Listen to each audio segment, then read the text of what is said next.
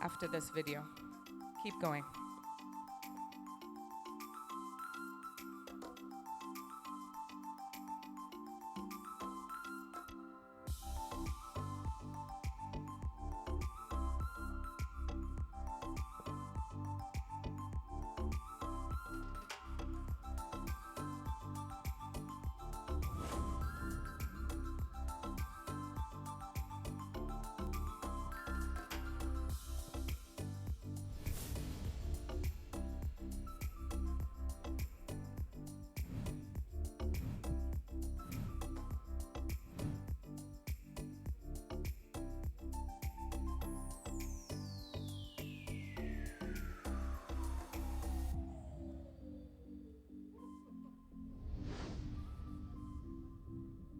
All right, clap for yourselves. That was you on film over the last 4 days. Beautiful work from the photography and videography team.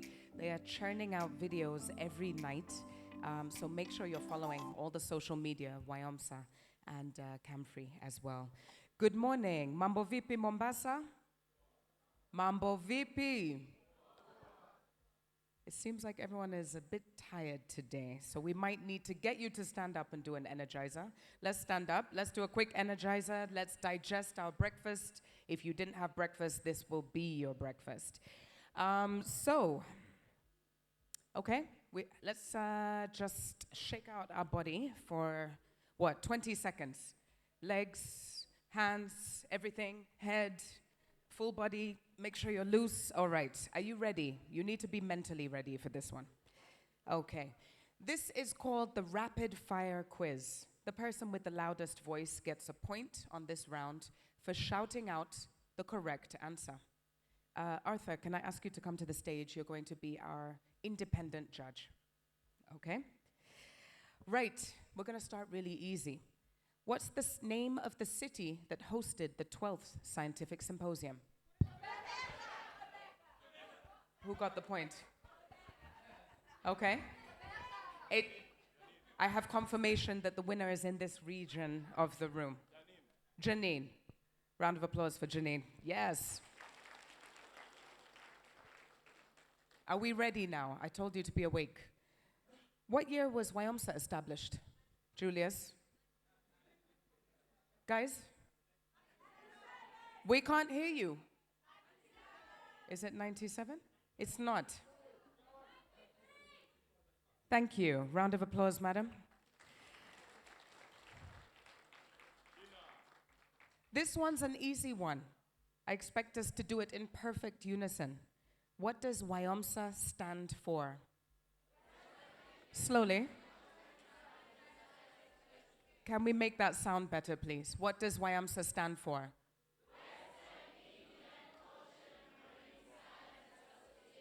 It's wrong? Yeah? All right, let's do that again. One more time. What does WIOMSA stand for? Arthur wants to direct you.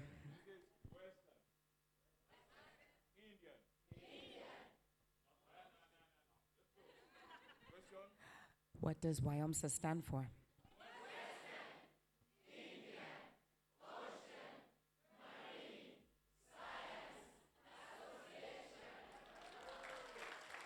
Arthur, we're not done with you yet. There's a few more questions.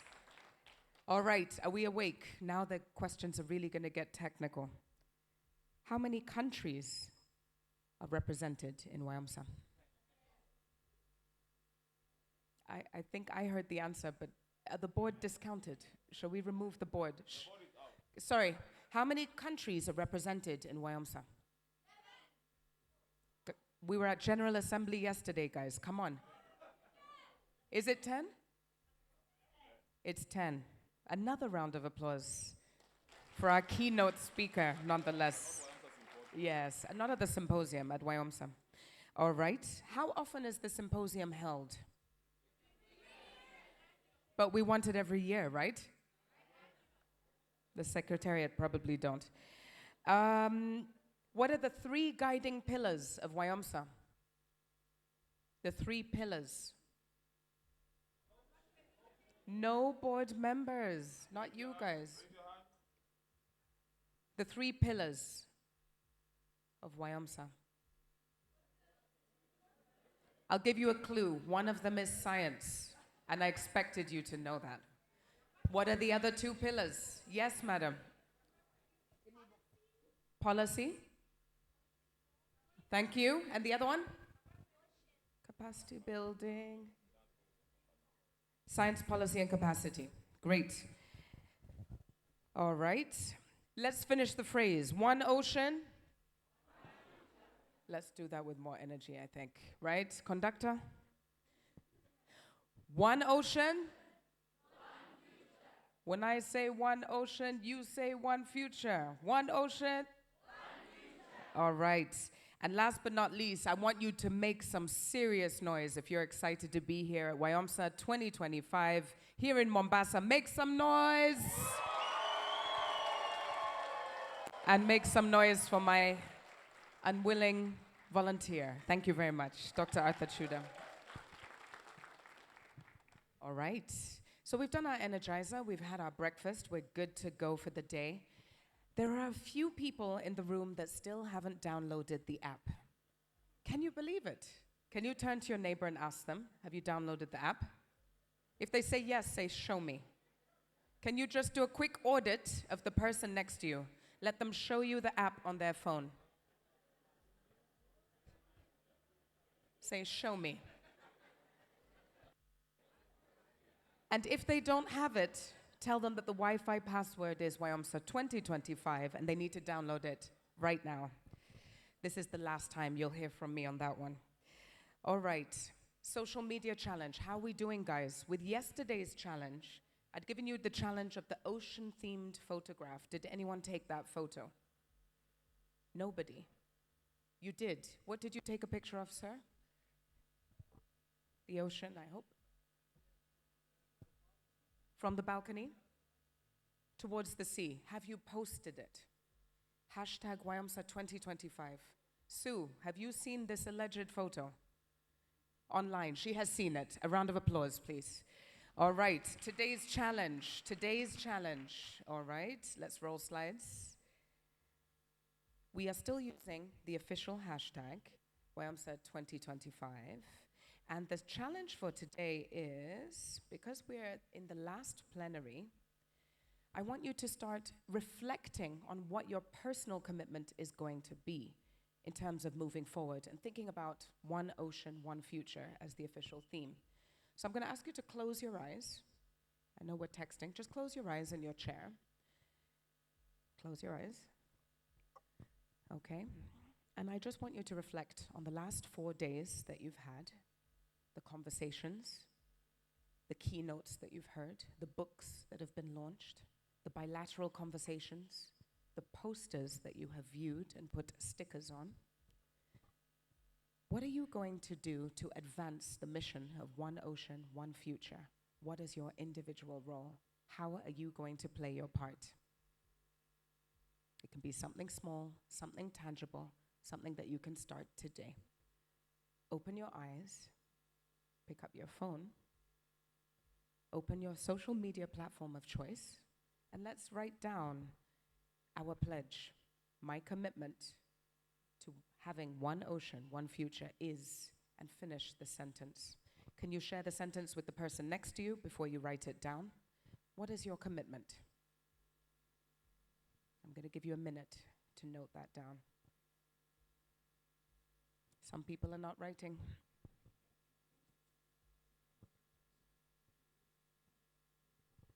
My commitment to the future of one ocean is, if you don't want to write, you can talk to your neighbor and tell them, okay? Just talk.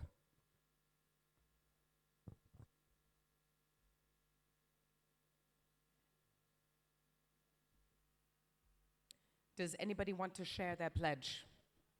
Anybody want to share their pledge? Okay, I'll come round at the end of the plenary and see if we've still got some pledges. As you continue to note down your pledges, a couple of reminders before we kick off the day. Today is the last day for you to visit the Poster Expo space. We had a challenge for the People's Choice Award where everybody has one vote, one sticker. So go and find the poster that speaks to you, that you think is really interesting. There's no criteria. It's not officially evaluated. It's just your choice. And I'd like you to put a sticker on that poster.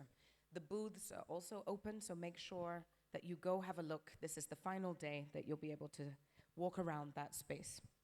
Agenda at a glance. Today we're in plenary. We will have morning tea after the plenary. If we could roll the slide with agenda at a glance. Thank you. Sorry, I'll come back to that. There we go. We will have oral presentations leading from morning tea up to lunch. And then this afternoon, we start our special sessions. I'll give you some more information on that, but they'll be kicking off at 2 o'clock. Afternoon coffee and the special sessions will run all the way through the afternoon. This evening, we have a cocktail, closing cocktail. I will give you the information at the end, otherwise you'll forget after hearing all the book launches and keynotes, so just stand by for that. Now, yesterday we had some sad news, so I'd like us to stand and just take a moment of silence. We lost a very famous conservationist, Dr. Jane Goodall. She was a primatologist. She died yesterday at the age of 91, devoted her life to the study and conservation of chimpanzees and other great apes, working in Gombe National Park in Tanzania. And through her pioneering new ways to study them, Goodall discovered that chimps use tools, created complex societies, and could be so aggressive that they could even kill one another. Let's take a moment of silence to honor her research.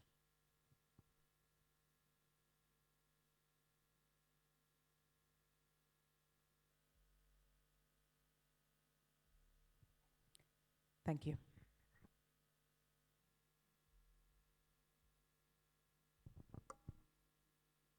All right.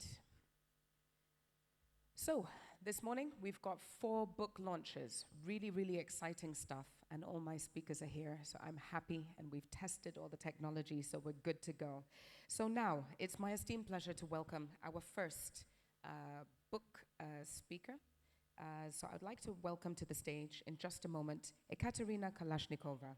She is going to launch a book today called Marine Mammals Magazine, which is a WIOMSA publication. Let me tell you a little bit about her. Ekaterina Kalashnikova is an accomplished non-for-profit professional and biologist with over 17 years of managerial experience in East Africa. She worked for MPAs and managed grants at the Wildlife Conservation Society. She is currently the researcher and comms manager at the Bazaruto Center for Scientific Studies in Mozambique. She brings to BCSS a wealth of knowledge on legal and institutional compliance, operational and administrative management, financial controls, and leads their communication work. Please put your hands together for Ekaterina.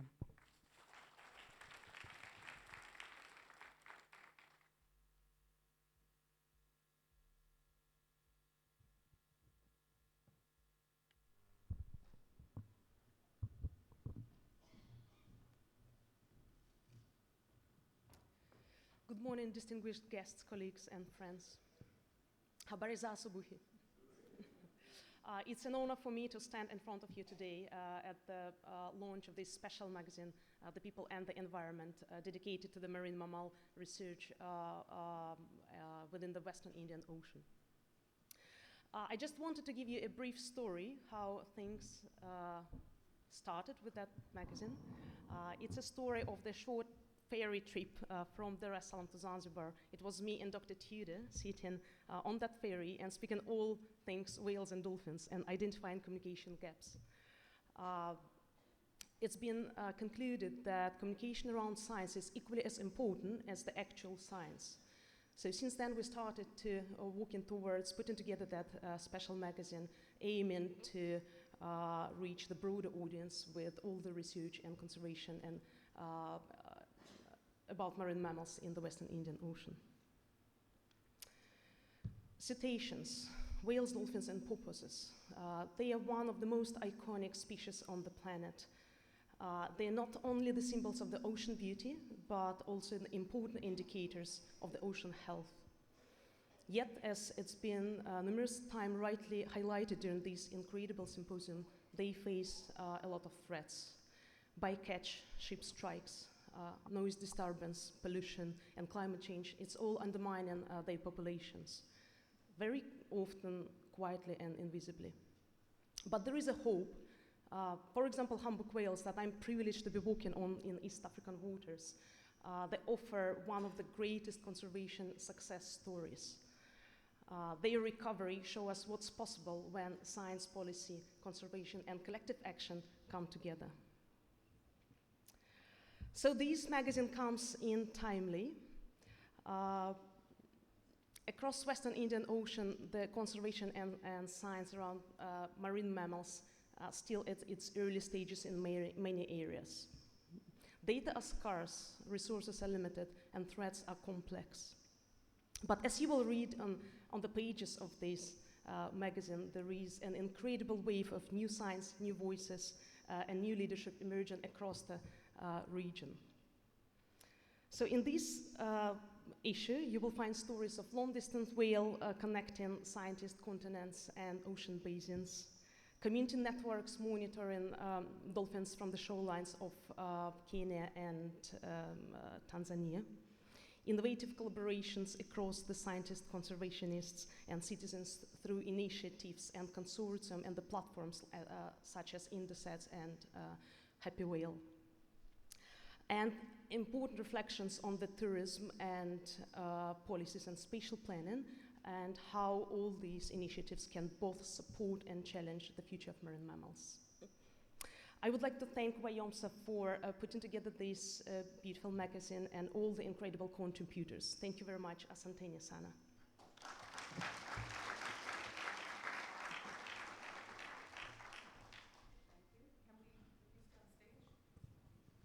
Okay, thank you. Can we put our hands together? Can we pasha, pasha, pasha, pasha? We have launched a book.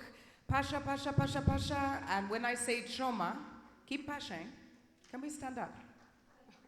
Pasha, pasha, pasha, pasha, pasha, pasha, pasha, pasha. When I say choma, we're going to go 1, 2. Choma. Thank you, Ekaterina. Thank you. Congratulations on launching. All right.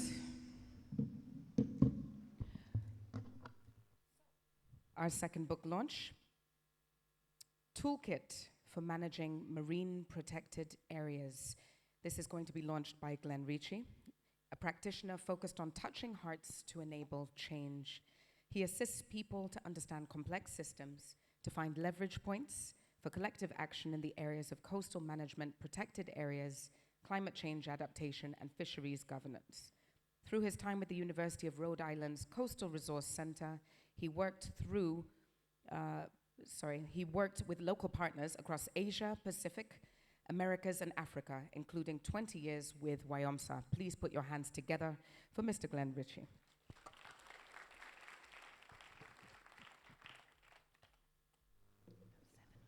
Yes. Okay, good morning. If you are an MPA ranger, a supervisor, practitioner of MPAs, do you actually implement MPAs here? Please wave, shout, do something. All right, my people are here. They are everything, guys, right? All this science is beautiful, but if people aren't willing to risk their lives to implement this stuff on the ground, what's it for? And that's the beauty of our toolkit. There it is. This is a bigger picture of many years in the making, in which, I don't know if you guys are familiar with WIOCompass that much, but this might be the most innovative thing that WIOMSA has ever done. No one else in the world has formally, professionally certified people who manage protected areas, anywhere in the world. I've sort of been an ambassador going around to other places in the world to try to tell your story, and it's amazing. It's really hard what you guys have done and maintained, so be really proud of that and those rangers out there.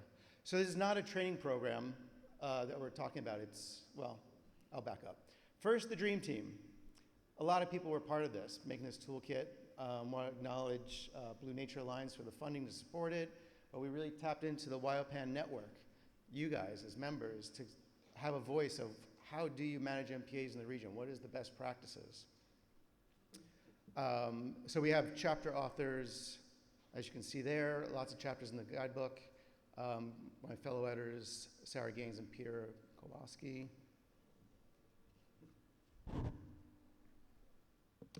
Okay, this is a unique toolkit. Unique in that it goes back to the WIOCompass idea of what are established competencies to actually do the job, right? It's just like if you're a lawyer, a doctor, there are competencies in the profession. You have to be able to do a lot of things. Let's set the bar. So we mapped the whole toolkit around that framework of competencies. As you can see, content there. And as you see, biophysical is like just one of 7 areas. The marine environment is actually the smallest part of management. There's people we're managing, just like this keynote speaker said yesterday, right? It's governance, there's finances, it's a broad, so we want the breadth of a professional. The other cool factor with this toolkit, once we have that architecture, is then, what is the key information? Like, the idea is if we want professionals to be certified and maybe they have a gap, they're not there yet, where do they go to learn? The competencies are great, it's a roadmap. Where do I go for my career? Excellent. I have a gap, how do I fill it? And so this is what this toolkit is meant to do, is bridge recognizing professionals who already have the competence on the job with people who are wanting to get up there. And so this toolkit is trying to fill that niche of helping people step up. So what do we have? Under each of these chapters is, the core elements, key points for them as a worker. Not just fun known facts, but actually what do you have to perform? Competencies are sound understanding or ability, right? The ability to do something. The beautiful thing of this toolkit is also your case studies. Stories from the WIO region, from WIOPAN members. And it's not just a case study of nature, it's a case study of there's a management challenge. They picked an intervention. What happened? What did we learn? Right? Very management, you're a worker in the field. How do you think through it? So we're trying to work on that. So very unique. And also I just want to highlight, this is a work in progress. We started a shell. Hopefully we're going to put it on the WIOMSA website. But for you as knowledge providers, trainers, hopefully this is that shell, the umbrella that you can now add your content to, right? How does your work, your research fit into these competencies of people in the field? Okay, great. I want to promote my work, my training courses, that's great. It fits this competence and let people know that they can access that.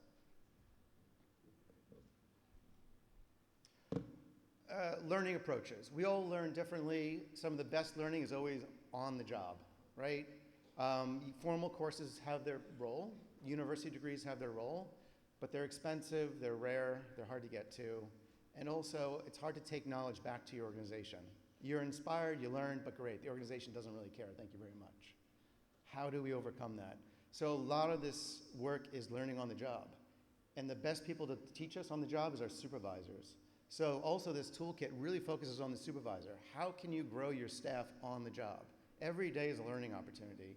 How do we close those feedback cycles, right? Go out and do it, learn, reflect, grow. So this toolkit's also for supervisors out there. If this is a competence I notice my staff are lacking, great. How do I actually get them up to this new level? Very different from other materials and toolkits. Also, the full set of WIO Compass competencies are in the toolkit with a self-assessment in the back, so anyone can just see, like, what is it that I need in order to perform at this level, and they can self-assess. This guidebook is targeted for level 2 people, we call that in WIO Compass, but people who are not just the entry-level rangers or field operators, but it's more those, you supervise people. It could be the MPA manager or just enforcement supervisor.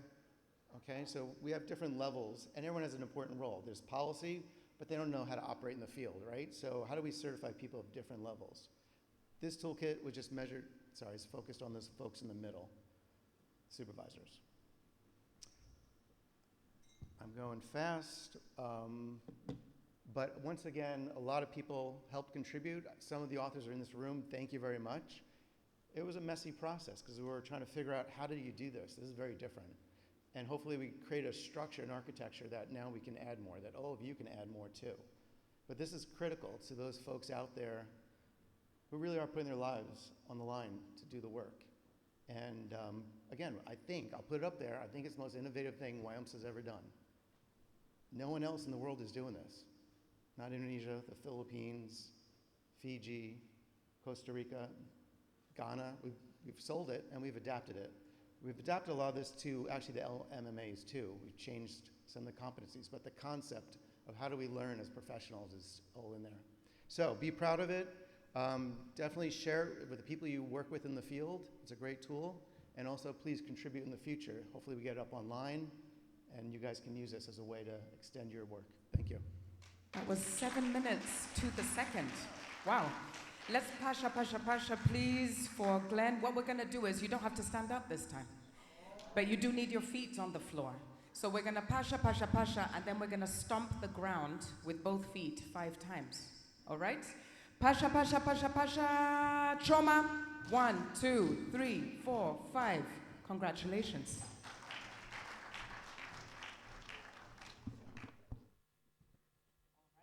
All right. Our third book launch for the morning. It's my esteemed pleasure to welcome Dr. Stacey Webb, who's going to launch Marine Litter Program, another WIOMSA publication.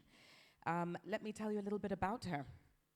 Dr. Stacey Webb, a seasoned expert in conservation, research, and environmental education. Her passion for conservation began at an early age, ultimately leading her into an accomplished academic and professional career. She holds a PhD in avian physiology and has been deeply involved in various citizen science initiatives, including acquiring her South African bird ranging unit license. She has held a variety of managerial roles in organizations such as SANCOB and Wild Grove Pty, where she showcased her leadership skills and financial acumen. A natural collaborator, Stacey believes in the power of multi-stakeholder partnerships to address pressing environmental challenges. Her work is also tied closely to her belief in the importance of community upliftment and economic incentive development for sustainable conservation. Dr. Stacey Webb, ladies and gentlemen.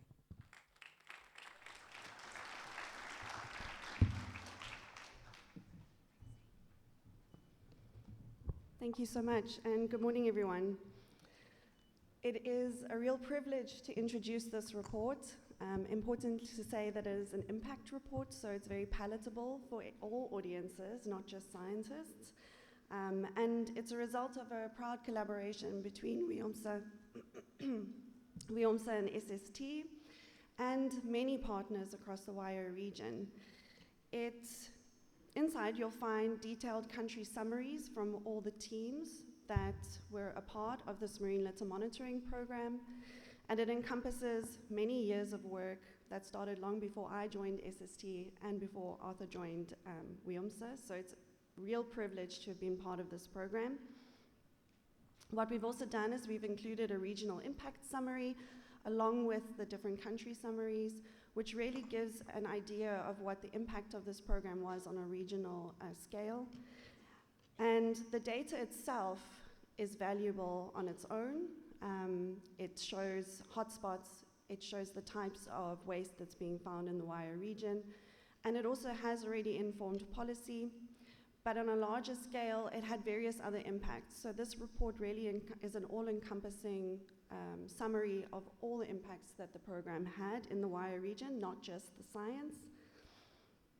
And what really makes this program stand out is the connections between science, policy, and the community actions that actually happened on the ground in these communities. So the communities themselves contributed to science through cleanups and citizen science, as well as policy and action. Through outreach and capacity building, the science also flowed back into the community, which built pride, it instilled responsibility, and it also deepened an understanding within the community of what the challenges are. The science contributed to policy, as the evidence gathered on the ground in these communities has already shaped Kenya's national action plans, Mozambique's solid waste strategy, Tanzania's audits, and that's just to name a few. There are much more details in the report of how this data has already contributed to policy. And then it didn't stop there. So the policies themselves have led to community impact. They didn't just stay on the paper. It led to real change, from new waste infrastructure in some of these communities and municipal litter traps, to brand shifts in packaging approaches, And none of this would have been possible without partnerships. So this report is also a story of those partnerships, working with NGOs, municipalities, businesses, and the participants themselves amplified the impact and embedded the science into real decision making. And the best part is that we're already seeing the incredible impact this program has had in multiple countries, and you can dive into all the details in the report. One of the main outputs of this program was the African Marine Litter Monitoring Manual, which was developed into the Africa Litter Monitoring Manual, which is a all-encompassing, standardized methodology that is now being tested in various African contexts.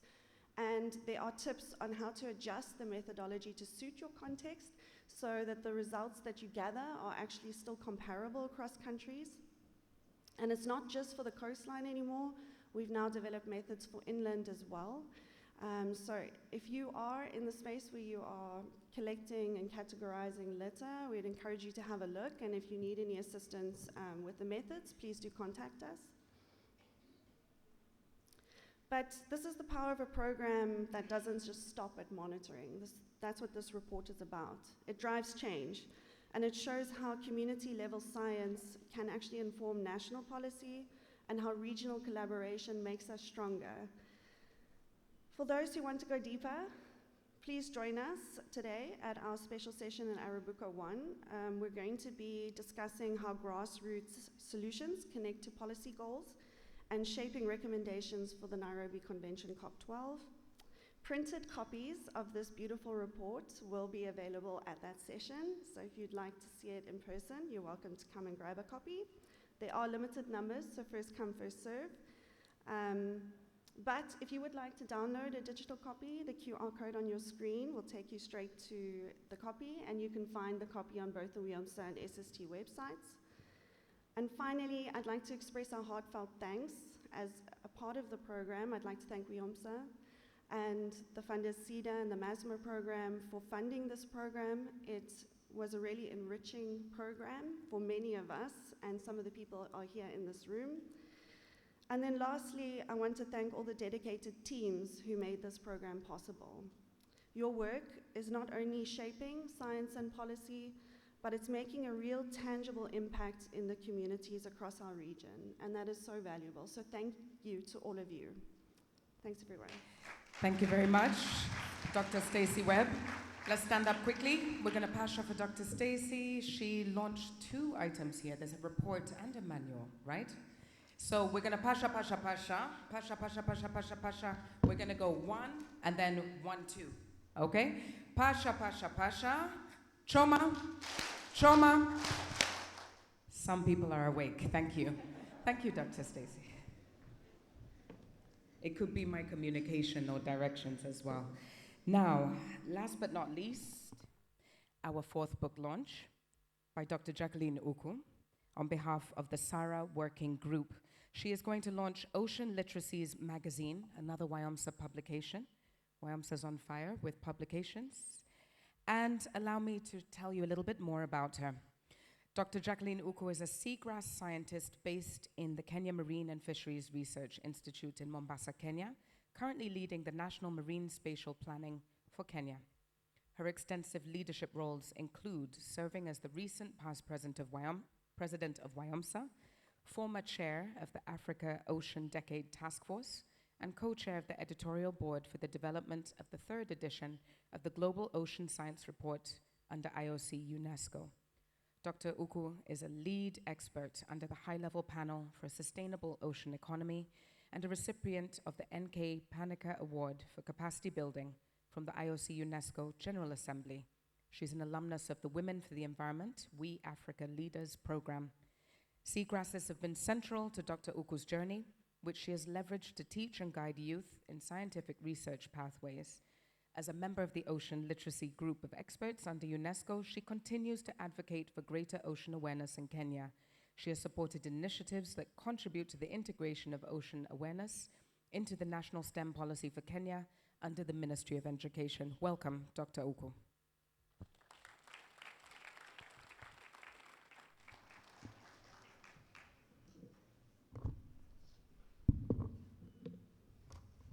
Thank you, Miranda. Good morning. It gives me great pleasure to stand before you to launch an amazing magazine on ocean literacies in the Western Indian Ocean. I'm really proud to have this product out because we were challenged in the last WIOMSA Symposium in Port Elizabeth about the absence of knowledge that was not necessarily scientific, but was important in telling our story. So I believe this is a milestone, and the milestone has been celebrated by the different side events and mini symposia that have talked about education, ocean literacies. The guest editors were from the SARA Working Group on Arts-Based Co-Imagination, and we put together ocean stories, but with the voices of Africans. My group members are radical imaginators, just like I am. And we used our radical imagination to come together under the SARA 3 2025 to 2027 working group to look at how arts can help us co-imagine and the use of arts to tell the ocean story. My colleagues include Dr. Mia Strand, Libet Fick, Professor Laura Pereira, Sarah Atta, Yara Costa, Marin Jacob, and Susanna Wachia. Some of us are here, and we celebrate this effort because it takes a lot of courage to break the barrier. So the issue contains 20 pieces, though we received 32 submissions.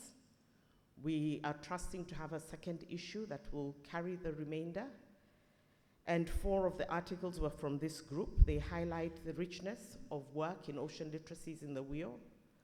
They feature ongoing projects, art, partnerships and research centering on art-based creative processes, contributions from Kenya, Madagascar, Mauritius, Mozambique, South Africa, Tanzania, and others.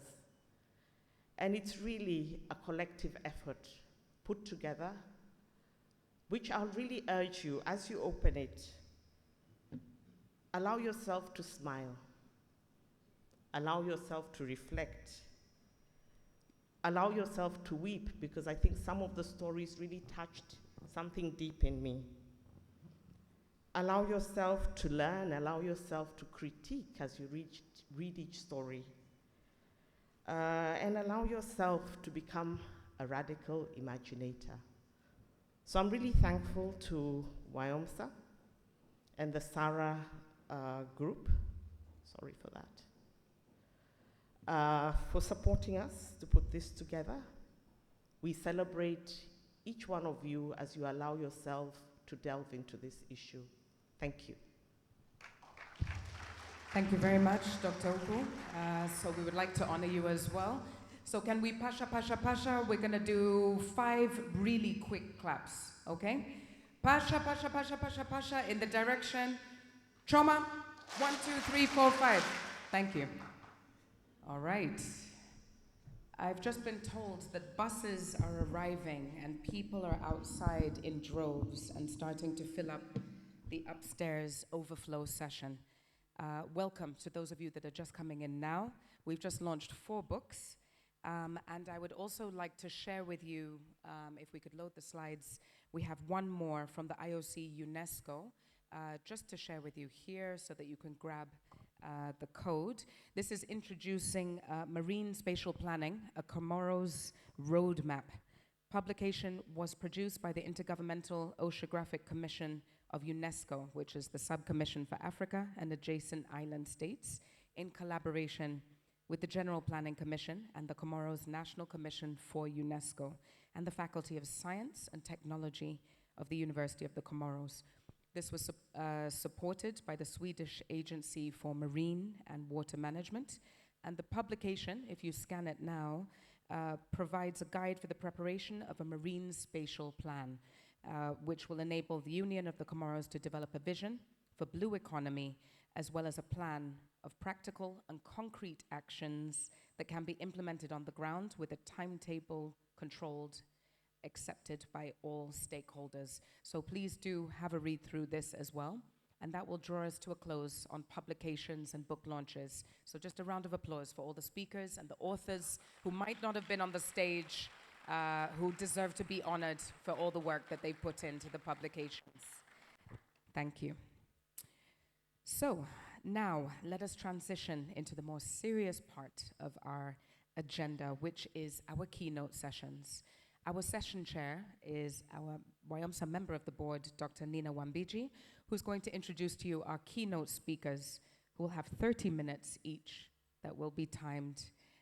Dr. Nina, welcome to the stage, and please, let's put our hands together for her. And congratulations, it's good to see you back.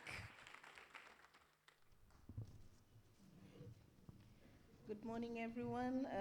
WIOMSA delegates, ladies and gentlemen. It's my honor this morning to introduce our first keynote speaker, Sheena Talma. Sheena is a marine biologist from Seychelles. Her work focuses on deep sea ecosystems, and she's a freelance consultant, and she works with several organizations both within her country and internationally. Sheena is a National Geographic explorer and is currently pursuing a PhD in deep sea ecosystems.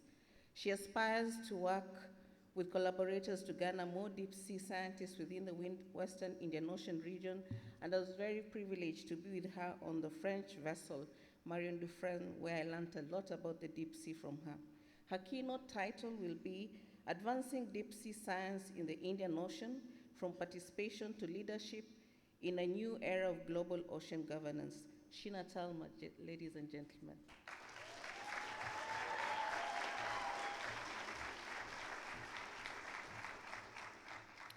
Thank you, everyone, and it's a real pleasure to be here today. The first time I was at a WIOMSA was, I think, in 2017, and I remember that I was very nervous, a lot like how I feel right now. But I'm reminded that we are in a group of friends, because only friends will pasha together every morning. Also, what Nina forgot to tell you is that Nina's probably the best roommate you can have on a ship, the most quiet roommate you can have on a ship as well. Today, I'll be talking about exploring the unseen, our deep ocean. Before I start, I want us all to co-imagine, as Dr. Uku has pronounced in her book launch. And I want us to think through this specific phrase. A team of explorers or researchers set sail on a deep sea mission to uncover unseen parts of our ocean. Now, I have two questions for you. The first, who are those explorers that you are thinking to mind? Who are those first people that pop in your head?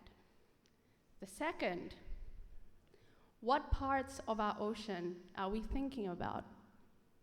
Is it the Indian Ocean? Is it the Antarctic? Is it the Pacific? Is it closer to the US? Where are we situated?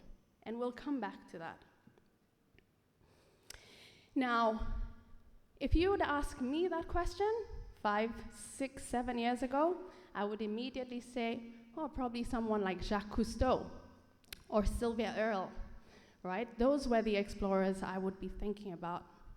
If you were asking me where in the world we'd be exploring, I'd probably say somewhere like the Indian Ocean. It's undiscovered, we know so little. And with good reason. Because if we look at access to deep sea vehicles around the world, the darker colors showing you where there is more access, and the lighter colors showing you where there's least access. You will see that this is dominated by countries with more resources. So if you would have told this little girl who's so impeccably dressed, don't you agree? That she would one day be looking at the deep sea, exploring it, and wanting more people to fall in love with it, well, I would think you were off your bonkers. And this is for two reasons. The first is that although I am from a small island developing state, the Seychelles, where it's surrounded by the ocean, I had a really bad experience with the ocean, which made me afraid to go into it. So to think that I would be a marine biologist, let alone a deep sea scientist, was not something on my horizon. The second is that I was obsessed with frogs. I spent a lot of my childhood close to the Montagne Trois Frères, for the Seychellois in the room, looking at frogs and really just being fascinated by how these organisms could change and transition. And like many other small island developing states, there is a part in your life where you will have an obsession with a turtle.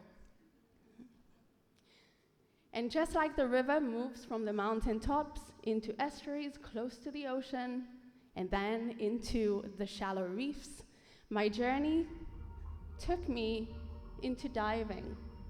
As a 17-year-old, I had the opportunity to learn how to dive for free. And I was like, wow, this is what we've been missing out on? And I imagine all of the other people who are afraid of the ocean, who don't get the opportunities that I do. So I decided to study another cold-blooded species, fishes, for 7 years at Rhodes University. And after this, returned to the Seychelles, where I was privileged to work with the government for well over a year. Now, what you might not know is that more than 95% of the Seychelles EEZ is deep sea. Yet, for the first time, we explored the deep ocean as a country in 2019. This was the next habitat that I fell in love with in the deep ocean. On a running, hatch secure, safety brief complete, you're clear to dive. Dive, dive, dive. Our first expedition to explore the mesophotic reefs was co-defined by the government of Seychelles and Necton. And we were able to dive down into the mesophotic reefs to about 250 meters. What really captured the nation was being able to see these beautiful landscapes, peel back the layers of our ocean, and see how the transitions changed with depth.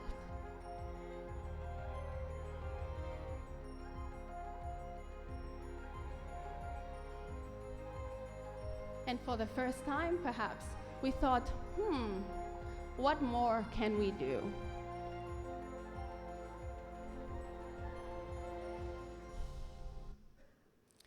So after this first expedition exploring the mesophotic reefs, which went to several different islands in the Seychelles, these specific places were chosen by the different stakeholder groups based on the fact that we had no information and we were at the time conducting the marine spatial planning.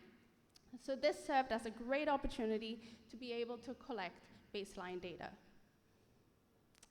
The second expedition that came through was in 2022 with Monaco. Now this was one that went around the Western Indian Ocean. It stopped in Aldabra and the joint management area in between Seychelles and Mauritius.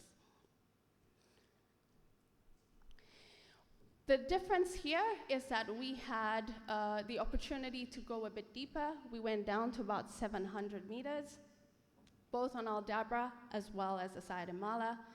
But also the Seychelles team on board advocated to lead the ROV surveys. We had already had experience doing this previously, so it made sense that we could then lead the next set of surveys conducted. And we did this in a systematic way so that then we could also compare the data that we were getting.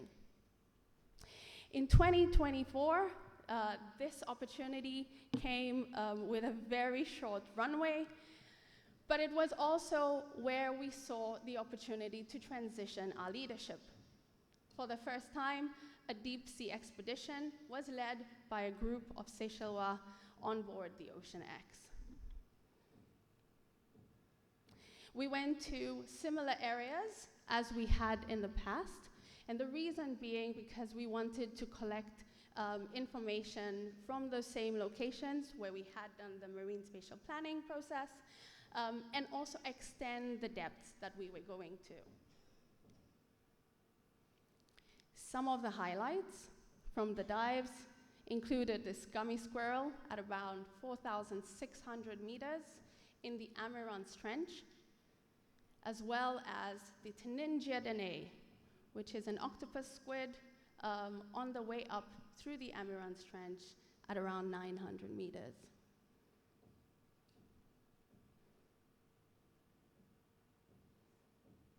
Now you'll notice they have photophores on 2 of their tentacles that flashes, and they use this for finding prey, but also to stun their prey, but also possibly to find mates. So what do we learn? What did we learn from the past? Firstly, is that we created replicated methodologies. The methodologies we used in one expedition, we replicated throughout so that we can collect data in a consistent way. We were able to extend the depths in which we were looking at. So we started in the most mesophotic and went down to about 1,500 meters. And we had some leadership transition from being participants that co-developed the expedition to being able to set the agenda and actually take the helm. But not everything goes well on expeditions, right? For example, it is easier to maintain the status quo, much easier to have less stakeholder engagement, much easier to sit back and let someone else lead. Expeditions can be extremely burdensome, especially on small island developing states, where you have to take resources and then put it towards being on vessels. It also is burdensome when you think about the amount of data that we create. Where do we store it? We have huge issues with this. How do we make sure we have funding to analyze it, especially when the project isn't necessarily co-produced? And often, these big vessels are one-offs. They're amazing, they give us a point in time, but they are one-offs. Which leaves us feeling a lot like this. A damsel in distress. We've had our opportunity to fly for the first time in first class, but now we don't even have a plane. We're stuck on a matatu from Nairobi City to Mololongo, right? What do we do now? But of course, we want to be able to visualize our deep ocean. So if we look at this particular study now, this looks at the visual coverage estimate of deep sea floor globally. This is a study published earlier this year by the Ocean Discovery League team. All of the little dots show you where studies have been taken place. So everywhere where it's lighting up means that there's been a lot of studies done. So our deep ocean makes up 66% of our planet. Yet only 0.001% has been visualized. So only that amount has had a camera go down or a person to be able to actually visualize it. That, if you think about, is about the size of Lesotho or Belgium. And more than 90% of this has been done by 5 countries. And this is the global estimate. So it leaves us in this place. We have to be able to lead our own work. How do we do this? By working with partners to develop equipment that will allow us to deploy the equipment ourselves. So we started off in 2021 with Katie Croft Bell with the Ocean Discovery League, where we use the Makanui. This is a camera that is 3D printed and can go down to about 1,500 meters. To be able to get the funding required to make this project work, we raised money online, so through Experiment, and I've put a QR code there for any scientist in the room that needs some seed funding. It's a great platform. We had 22 backers help us get to that goal, and we raised about $5,000 online. We leveraged that funding with National Geographic Society and applied for a grant and added another $22,000 to that pot. We were able to deploy this bit of equipment throughout the Western Indian Ocean.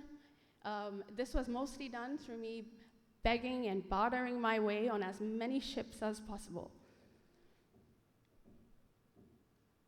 What we realized is that the equipment was great, but it wasn't a good fit for us. The reason being is that whilst it could go down to 1,500 meters, it didn't have lights. Big problem. Secondly, it didn't have a taxi system, which meant that creating the taxi system was 3-4 times the price of the actual camera, which was about $300. But one thing which was great is that we weren't afraid to lose it. Like they say, don't put anything in the ocean if you're not afraid to lose it, right? But instead we used it with the community through a program that we run in the Seychelles with the Save Our Seas Foundation. And this was a good way of getting students involved in deep sea research, or at least learning the concepts of research. We tried a second method. This is another National Geographic Society grant where we used their system, their camera. Great system, it can go down to about 6,000 meters, and you put bait on, which means that it will attract different species to the camera. Biggest problems? It's weather dependent. It really is. You can't just chuck it out anywhere because it's really difficult to find once it pops back on the surface. Secondly, is that we only had access to it for 10 days, and you can only access it if you're a National Geographic Society grantee. Big problem there. We also launched, together with WIOMSA, Necton, led by the University of Seychelles, a deep sea MOOC, which worked great. Unfortunately, we had the coordinator leave last year, which meant that the project came to a pause. So what did we learn from the present? Firstly, reiterate, reiterate, reiterate. We will fail a lot, but what matters is that we come back and try a different way. And we have to be able to adapt. 3 things I specifically learned is that going on expeditions is a real privilege. Why? Because no one pays you to be out at sea, which means that if you're a consultant, for example, you might have to take leave. How accessible does that make it for anyone else who is interested in pursuing a career in this field? The second is, whilst we say that, if you work hard, it will pay off, actually your networks get you a long way. How do we make sure that our networks aren't closed networks, but open networks that ensure that the opportunities that come to us can come to our colleagues? And third is dependence. We have to make sure that our projects are set up in a way that it isn't dependent on one person.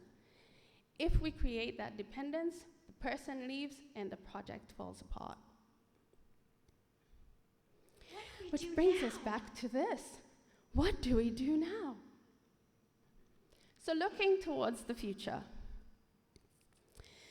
we've applied for yet another grant to allow us to test a different set of equipment, one that we have tested in a small island developing state as well, in the Maldives, one that we are working with a collaborator in the Global South, NRF SIAB, and this is the IP of Anthony Bernard, and one that will allow us to have the support we need in the region.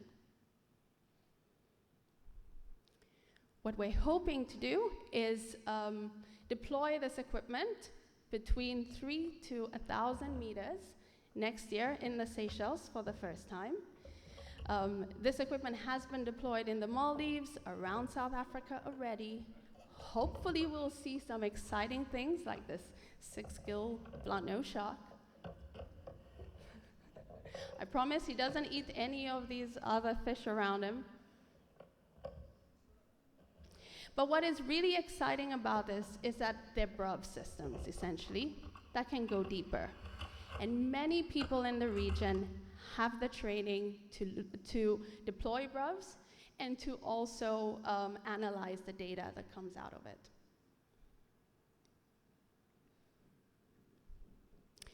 What's really important is to not just do the science, but to also take it to the public.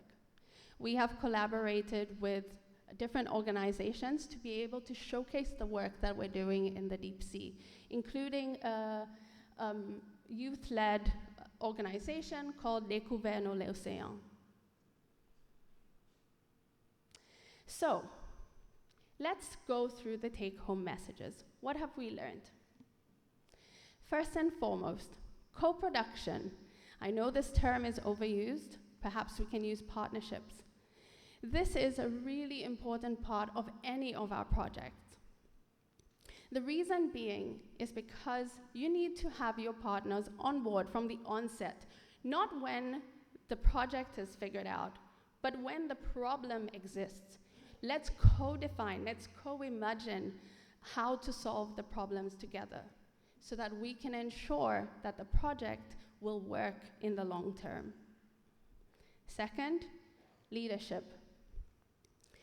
With the examples I've given, we've seen as leadership has transitioned in the Seychelles. It is important to have experts in the room. It is important to learn from people who know more, who have had more experience. But it is also important to ensure that the leadership shifts. How do we ensure that we can do that? Capacity. I look in this room and I often hear the word, oh, we need to do a lot of capacity building in the Western Indian Ocean. If there's one thing I've taken away from this week, is how much capacity sits right here today. So instead of building capacity, how do we showcase the capacity that already exists in this region? How do we take advantage of the capacity that we all have and work better together? Time. If there's one thing I've learned is that we all work on different time scales. Our partners might want us to put in an MPA in 2 years, when we know we need the buy-in of our partners, of our stakeholders, of our community groups. That might take 10. If we are co-producing our projects, we will be able to compromise on those times to ensure that both partners are able to achieve their goals. We often see this time constraint when the project is not co-produced. Metrics. All of us are scientists in the room, perhaps not all of us, but most of us are scientists in the room, know that journal publications are important.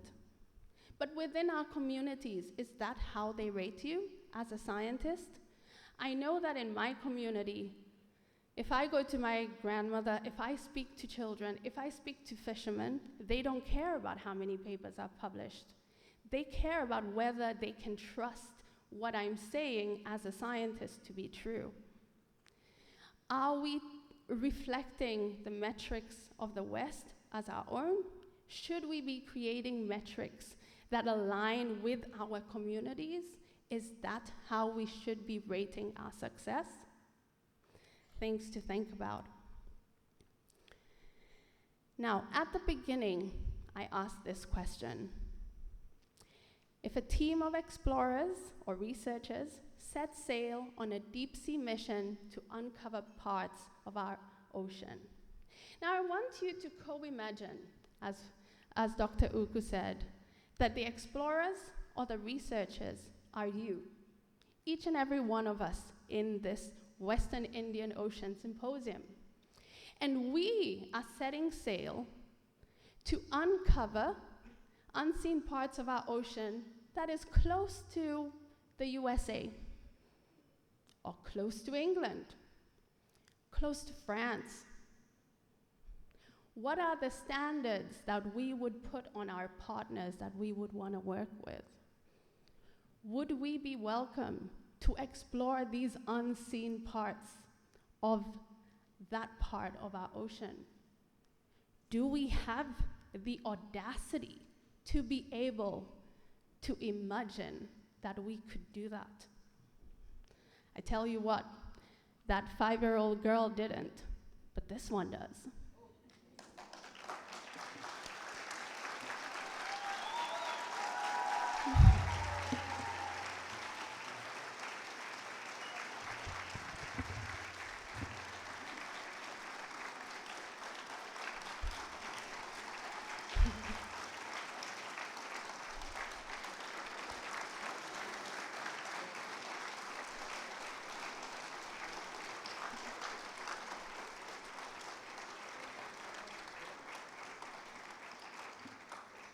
Thank you so much, everyone. And I just wanted to leave those up there. For anyone who is really interested in the deep ocean, who wants to get involved, who wants training, there is the African Network of Deepwater Researchers, co-led by Dr. Kirsty. Please join it. There is the Masterclass Cruise Leadership. It's run by Cobra, which is a US organization. If you've never done a cruise or been a participant on a cruise and really want to learn how to lead, that's a great opportunity. And I think it's also paid to attend, so a bonus.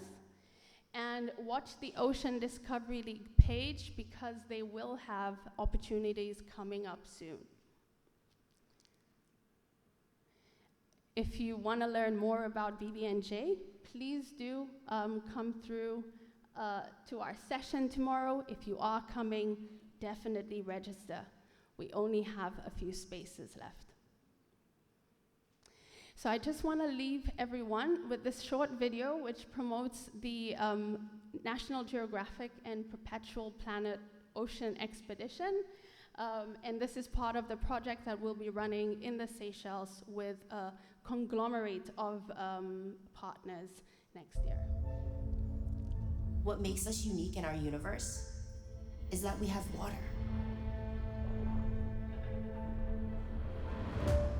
And most of our water is seawater. It's the foundation of everything else that exists here.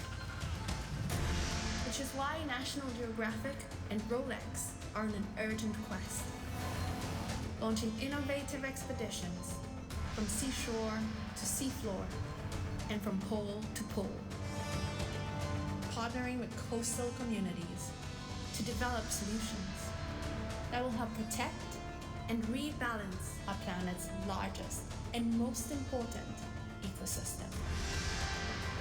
And to remind us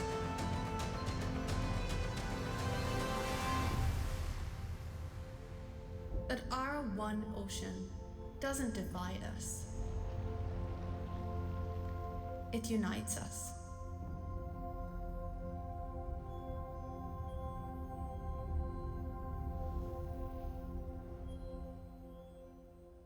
Thank you very much, everyone.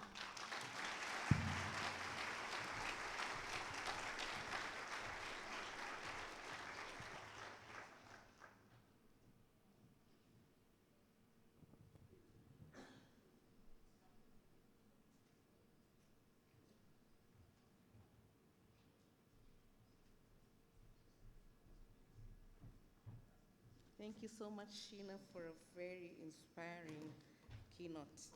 Our second keynote, it's going to be a combined keynote. We're going to have Dr. Luis Celes and Jose Paulo So Dr. Louis Seles is a coastal and ocean scientist and pragmatist committed to science, collaboration, and fit-for-purpose tools. He has a PhD in coral ecology and has been a senior scientist at JERIX in Hamburg, Germany, focusing on coastal governance, climate adaptation, and science services for coastal communities. His work aligns with global sustainability goals, and Louis previously worked for CSIR, Royal Hackosnig DHV, and the Oceanographic Research Institute. As a member of WIOMSA since 2002, he has received grants and served on the board and journal of the editorial team, and also co-organized for symposiums. Welcome, Luis. The keynote title is The WIO Journal and Contribution to Regional Sciences. Once he finishes speaking, we'll also have Jose Paula, and Jose Paula is a professor of the Faculty of Sciences in the University of Lisbon in Portugal and coordinator of the PhD program in marine sciences. His areas of expertise are tropical marine ecology and biodiversity, marine conservation, and mangroves and larval ecology. Jose is the editor-in-chief of the WIO Journal, and he was the coordinator of several EU projects in the Eastern African coasts, focusing on marine and coastal biodiversity and conservation. So welcome, Louis, and then you'll welcome Jose. Thank you.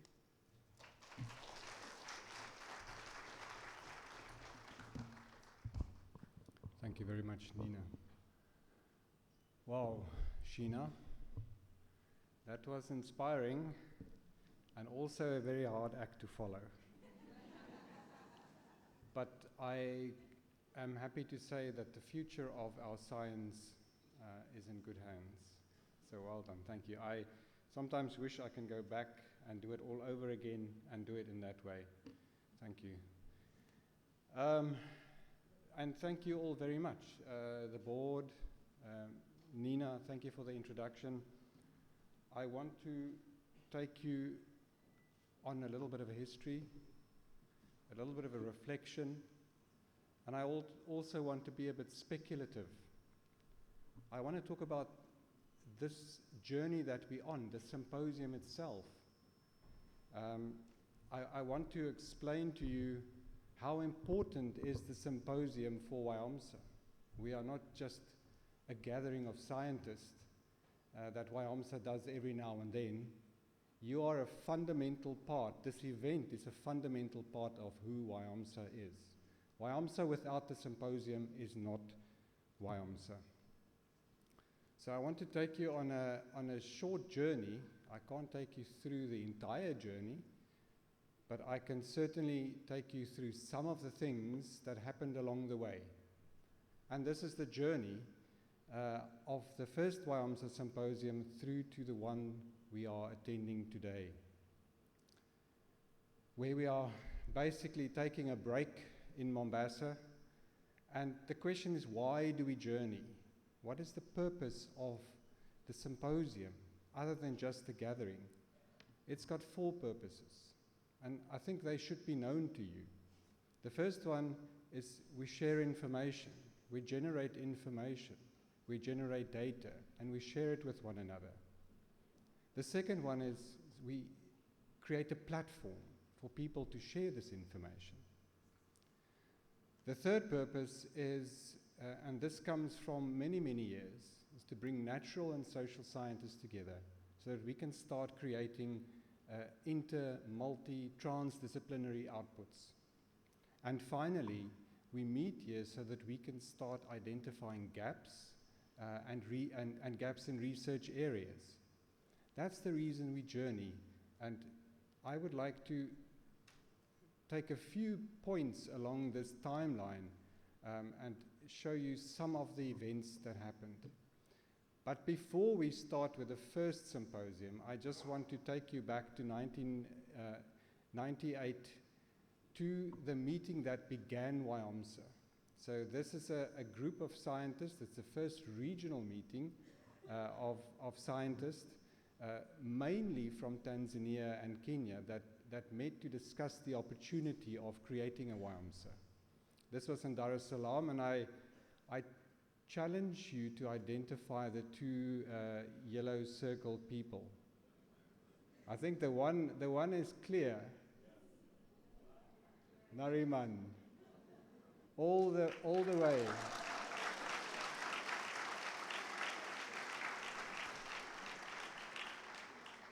But the second one is the bigger challenge, I think. Ian, where are you? Oh, that's a pity. Anyway, Ian Bryson are two of the names that started with WIOMSA many, many years ago. And at this meeting, WIOMSA was conceptually started, and it resulted in the first WIOMSA Scientific Symposium in 1997. So this was how many years ago? 27 years. And there were 55 participants. There were no parallel sessions. Mainly scientists from Kenya and Tanzania, with a handful of scientists from Mauritius, Comoros, Seychelles, and Mozambique. Handful as one or two.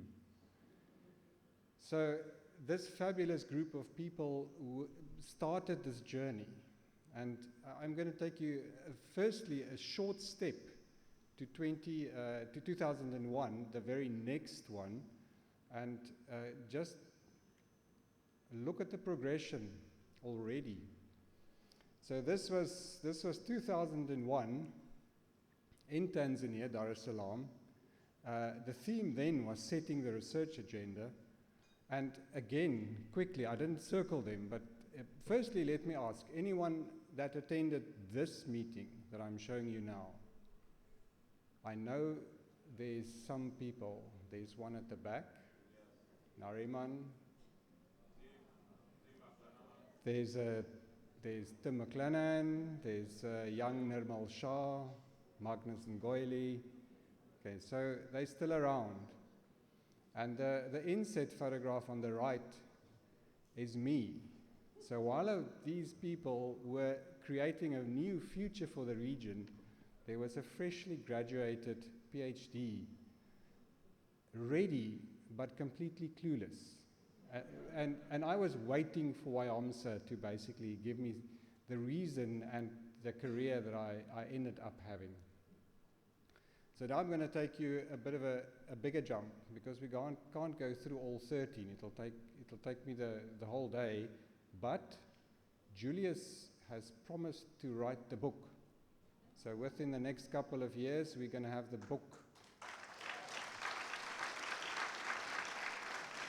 Okay, he didn't entirely promise it, but we'll get him to do it,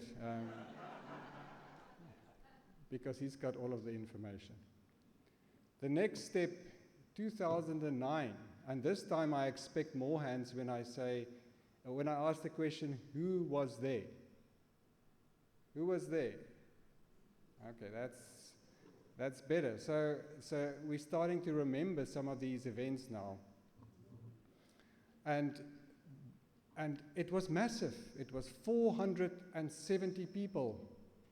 There were 4 parallel sessions. It was unheard of. It started feeling crowded. People were saying it's getting too big now. And another important feature from this event, there were 4 sessions dedicated to socio-economic considerations.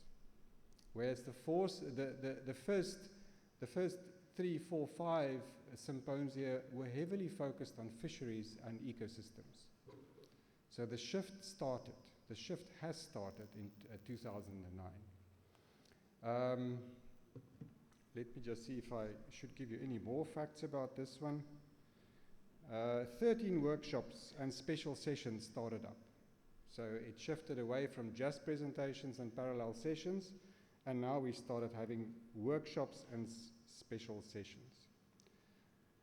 One more jump, one big jump to this event, and I would like to ask you to put your hand up if you were at this event.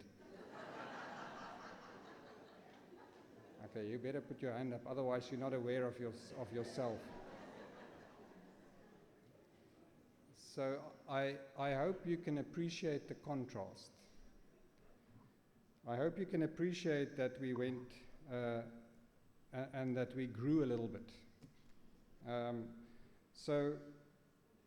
the figures are a little bit disputed, but we are definitely more than 1,100 participants. The official figures I have is 1,100, but every time I ask someone, it becomes 1,200, and then it's 1,300, so I'm not sure how many we are today, but certainly more than 1,100. We had 1,196 abstracts to review. And we had a fantastic scientific committee to do so. Unfortunately, because of space, we accepted about, 26% oral abstracts and 60% posters. So that's one of the downsides of growing and growing and growing. So this is the figures I have, and this gives you a breakdown. I'm not sure if you can see it all the way to the back, but the sheer number of participation is, and it's all cut off on the right. So the figures on the right are basically the lower part of the participants, less than 10 participants. So Kenya, Tanzania, South Africa, Madagascar, Mozambique, France, Seychelles, and all the way to Russia are represented at WIOMSA today. So let me give you this, not the full quote. This was from a previous one. I did ask Julius, remind me, 2009, I think this quote is from. But the quote, I'm not going to read the whole thing. My only regret is that the week was too short, and there is a lot I could not finalize, including talking to you. Let that not be a quote that you use for yourself this week. There's still time. Go and meet someone that you haven't met before. It's certainly a little bit the anxiety I'm feeling. There's so many people I would still like to meet, so many good friends still to make. So one brief indicator of the impact. So this is not purely the symposium, but because the symposium is core part of WIOMSA, I include this here. But on the left of the slide, you see the co-authorship network between 1995 and 2005 in one of our research programs. And to the far right, you see the connection between authors of papers that comes from that same program. It's an incredible connection of people over time, and that's real impact. So we have more co-authors, we have more collaboration, and our work and our footprint is growing. Now this slide is one which I have the most to say, but I'll keep it short. On the left, the writing are some of the themes in the past that connect to some of the major global initiatives, ambitions, targets, and there's the Millennium Development Goal Challenge. There was sustainable development that we are currently also busy with. There's the new decade. There's the Ocean Decade that we are currently aligned with. So WIOMSA and the symposium connects and it aligns. But there's one initiative, one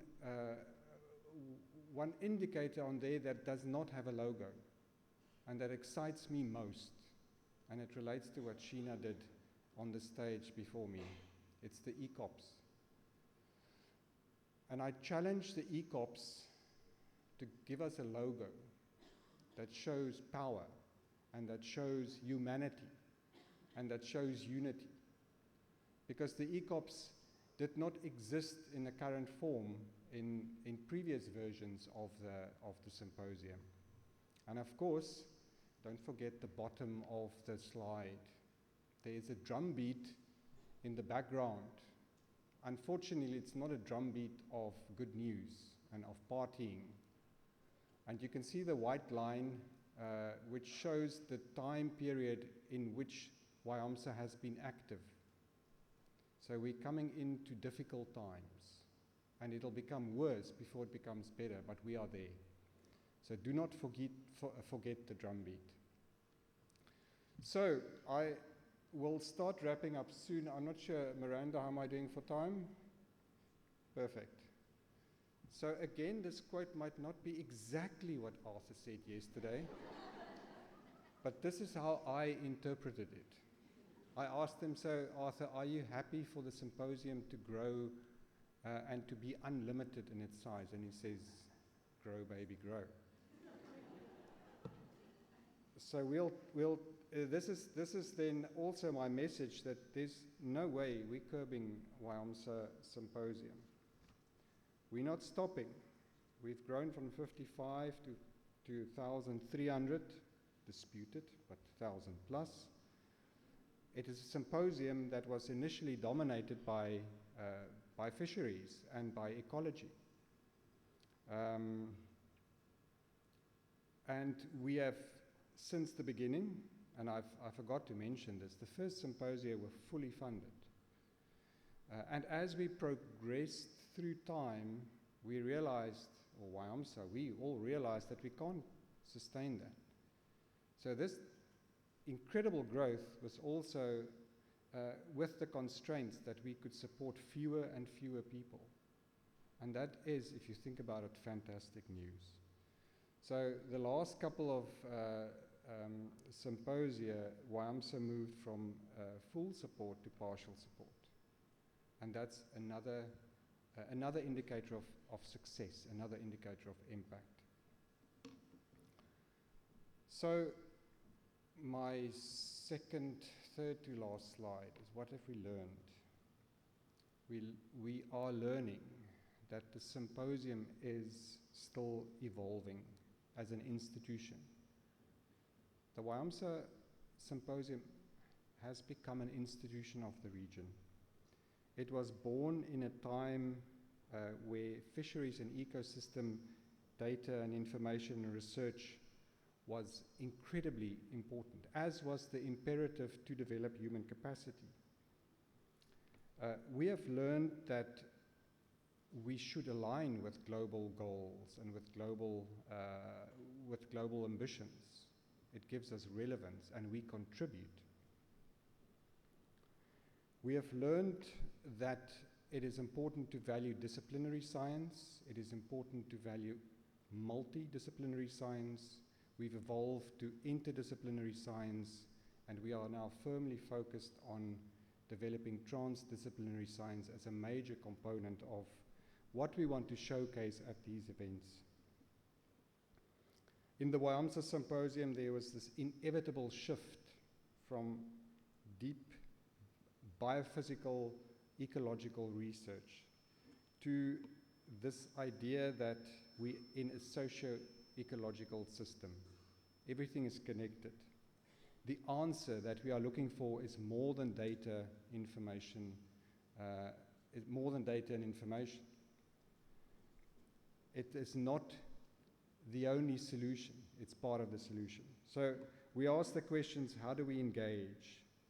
How do we communicate? And how do we create effective networks? So this is the speculative part now, and also hugely subjective, because I'm I'm based in Europe, so I'm deeply embedded in their research processes. I'm also, thanks Miranda, I'll be in time. I'm also, some of my work is based in the region. So the list I give you now is speculative, and I invite you to think about these things. It's not complete by any measure. But some of the things that I personally would like to see happen at this event would be things like understanding coastal resilience as stability and transformation. Transdisciplinary approaches including living labs, citizen science, citizen assemblies, transformation of whole regions, Digital twins of oceans. I cannot tell you how much emphasis there are on digital twins in Europe and their potential contribution to society, which I haven't yet experienced in the same way here. And of course also how to plug digital twins into society, because as standalone, digital twins are just a very complicated modeling system. Don't crucify me, I'm not a modeler. But I know enough about digital twins that I know we need to do better to connect them to society. Artificial intelligence and machine learning. It's an easy statement to make, but AI is unstoppable. And we can either fight it or we can use it productively. Models of governance for transformation, the use of archetypes, scalability and transferability. How many times have I not heard that? We must scale and we must transfer our work. The role of emotions in driving change. Communication, engagement, and negotiations. So that's my short list. And ultimately it comes down to telling good stories, good positive stories, admitting failure and learning. That's why we are here. So in closing, I leave you with this quote. The WIOMSA Symposium is, for each participant, a critical connection with our data, information and knowledge. It's a platform and a place where we can meet, we can discuss, we can negotiate and find each other. And finally, the secret ingredient is that it's a warm embrace of colleagues and friends, if you let it be that. So as I close, I invite you as participants, members of WIOMSA, to provide feedback to Arthur and the board. They are looking at keeping the WIOMSA Symposium an active, powerful institution in the region. So it may have a different future. It must have greater private sector involvement. It must have new ways of sharing knowledge in terms of the way we structure it. For example, many of you think that the mini symposium are just a way to kind of reduce the workload on the secretariat. But the mini symposia is an incredible way to actually structure and focus our work. So things like that, provide feedback to the secretariat, they would welcome it. And with that, Asante Sana, thank you very much. I appreciate your attention. And I invite Jose Paula to speak as part of this journey. And welcome, Jose.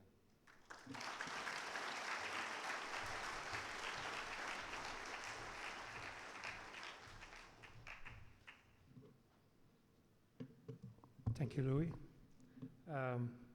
Good morning to all. Jambo.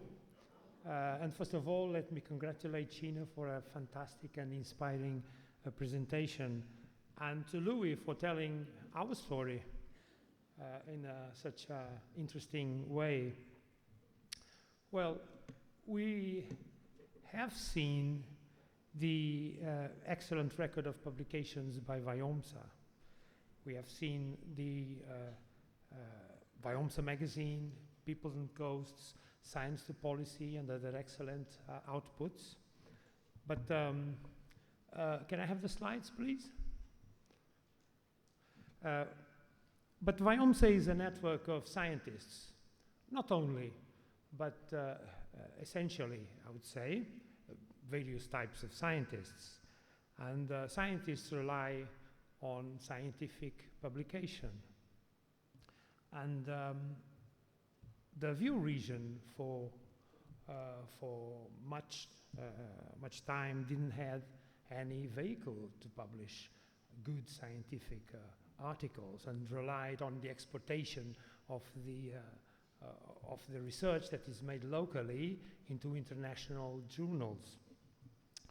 Well, this was what WIOMSA saw immediately, and the Western Indian Ocean Journal of Marine Science is currently the research publication of WIOMSA and publishes regular articles, original articles, reviews, short communications, and it's a standard scientific publication, as it should. It began in 2002, very near the beginning of the WIOMSA Symposium, and the first editor-in-chief was Alan Wittig from 2002 to 2010, and then Michael Schleyer until 2015. And at that time, the journal was a physically printed journal, and their standards were not meeting the evolving scientific publication that was occurring internationally. So in 2015, we have evolved the Western Indian Ocean Journal of Marine Science. It became online, it updated editorial processes, it upgraded graphical standards, it reformed editorial boards and updated the terms of references for its editorial functions. So it is a regular scholarly scientific journal. It has standard editorial processes. It is a double-blind peer review, which means that authors and authors don't know who the reviewers are, and the reviewers don't know who the authors are. We have a gold, diamond, open assess. This means that it's freely assessed to everybody. Authors are free to publish, and it is free for readers to assess the journal. Of course, WIOMSA pays for this through MASMA and its donors. And it agrees with the best ethical practices. We have 2 regular issues per year, but we have space to grow. Articles now are published when ready, so we are decreasing publication times. We published also thematic issues, and we are considering preprint publication citable with a DOI. We have been decreasing publication time steadily, and it was too long to publish with the WIOMSA journal. It now is decreasing. There's still much room to improve, but there are some bottlenecks in the editorial process that we are trying to solve in order to make it more rapid and more effective. But one of the good signs is the record of monthly article downloads.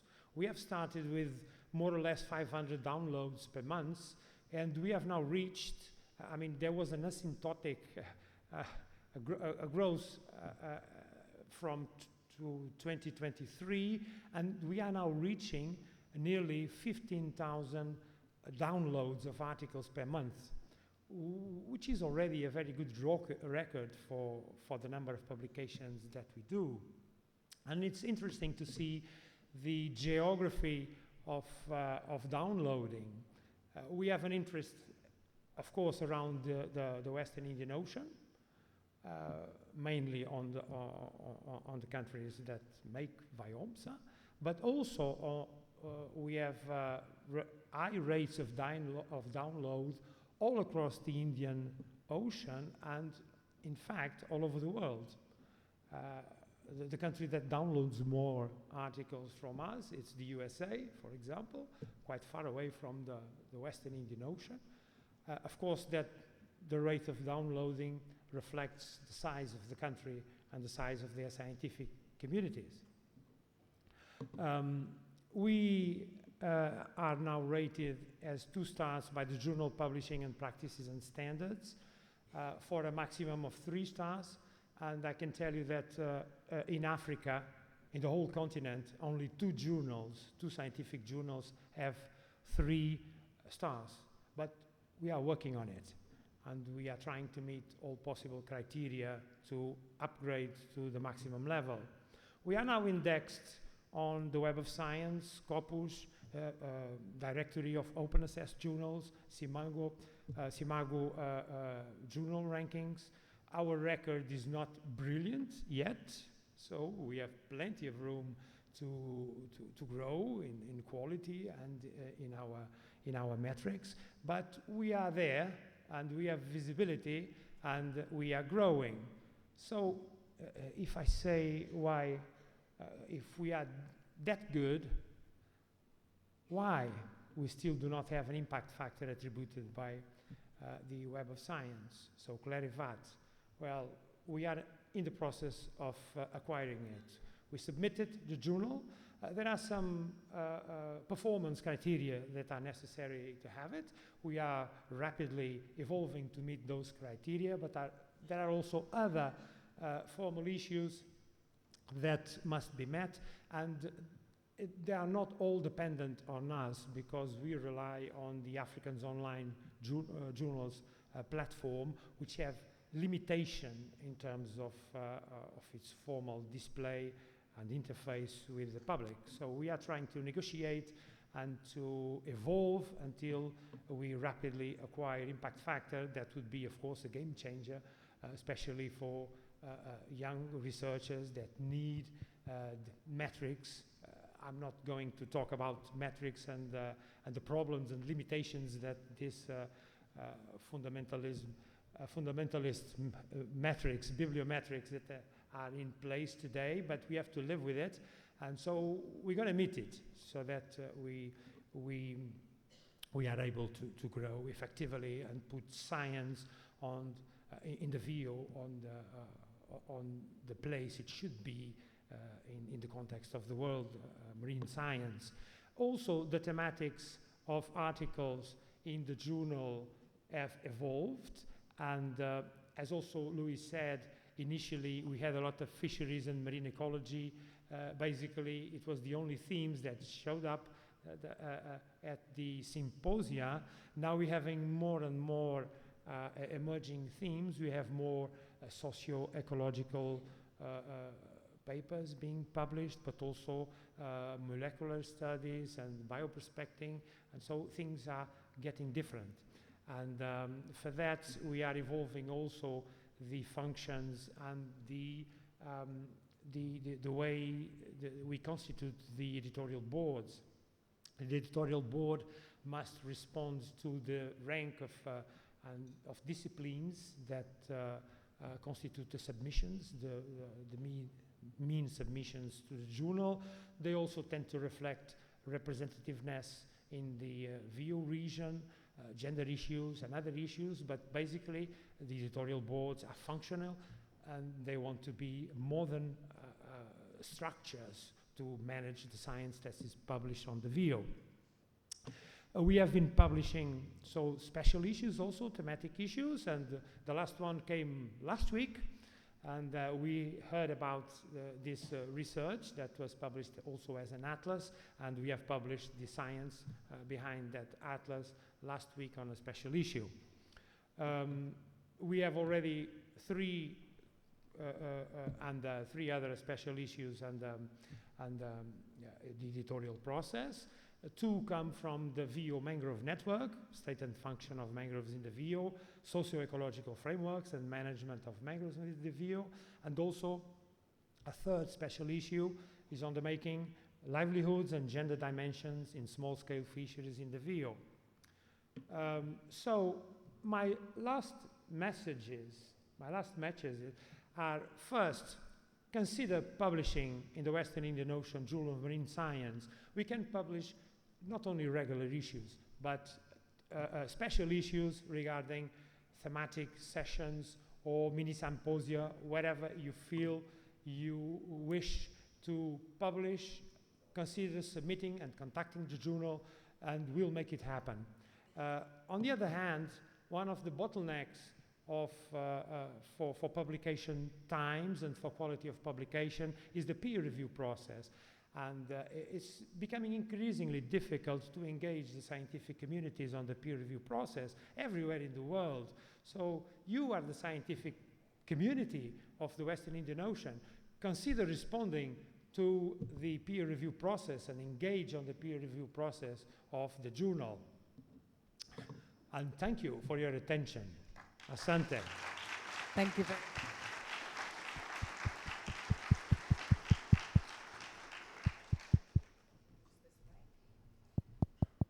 Thank you very much. Can we get onto our feet, please, and thank our session chair, our phenomenal keynote speakers. We had our first speaker, Dr. Sheena Talma. We can be clapping all the way, as I mentioned the names.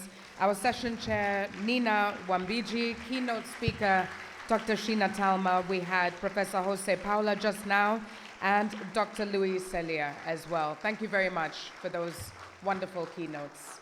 Asante sana. Do take a seat. All right. So, delegates, this is the last time that we will be together in plenary in this way. And so it's critical that we run a quick evaluation as the symposium has grown year on year. It's really important for the Secretariat and all the vendors that are working around the symposium to give you an even better experience next time you attend. So I'm going to ask you all to grab your phones, or if you have your laptop on your lap, you can go to menti.com and put in this number. We are all logging in together, and we're going through the questions as a group, a bit like a closing energizer. It will be fun, I promise. So let's log in. I can see that there are some numbers there. 92 of us are already in. That means we have another 1,100, Louis, was it, to go? Let's keep logging in. Members who are upstairs in the overflow room, please can you also log into menti.com, put in the code, or scan the QR code. I'm just going to give you 30 seconds to get in. There's still many of us not online yet. We all need to lend our voice to this, please.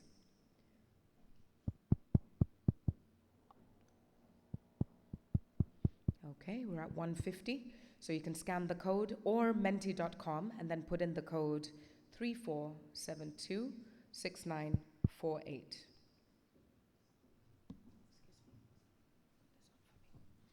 Thank you.